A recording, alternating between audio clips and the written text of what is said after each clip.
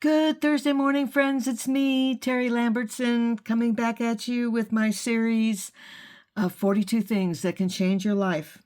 Here we go. It's never too late to be happy, but it's all up to you and no one else.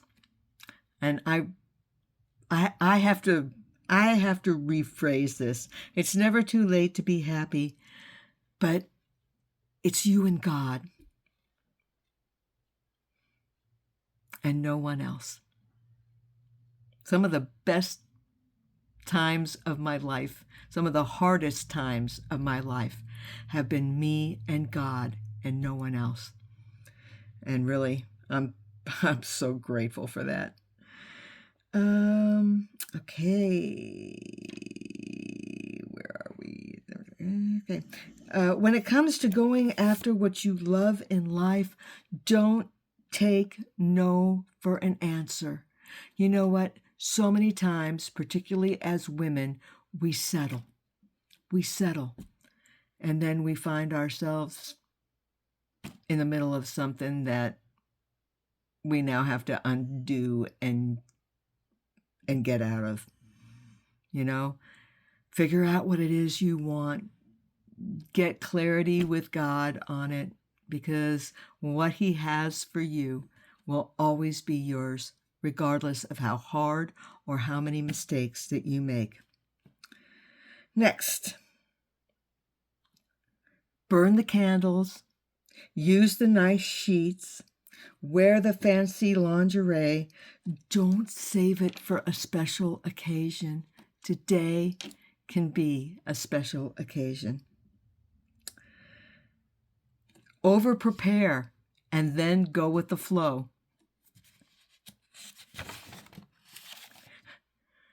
Be eccentric now. Don't wait for old age. I love that one because I've been eccentric my entire life. Next, the most important sex organ is your brain. No one is in charge of your happiness but you and God. Frame every so-called disaster with these words: in 5 years, will this matter? My parents got a divorce in 1972. I was 13 years old, and among my peers, there had only been one other divorce. And I knew that family well. I grew up across the street from this family.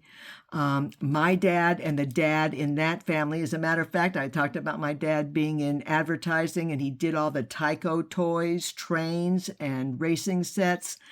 This family, the father in that family owned Tyco toys, and my dad was their advertising, so I grew up with them. So when that family had a split, I remember having a conversation with the daughter that was closest to my age, and I told her in words of one syllable, "Marcy, we are next." And she said, "Oh no, not you guys." 6 months later, my parents split. And one of the things that my mom said to me in that time was, "This is not a catastrophe, and we aren't going to make it one." And really, in life, there are very few catastrophes. But I will also tell you that the things in my life that really were a catastrophe, I'm grateful for every single one of them. Every single one of them. Because what God did with that, was something that's worth hearing about and worth seeing. And finally, always choose life. You know, friends, so many times people apply a final solution to a problem that's not always going to be there. Always choose to keep moving forward.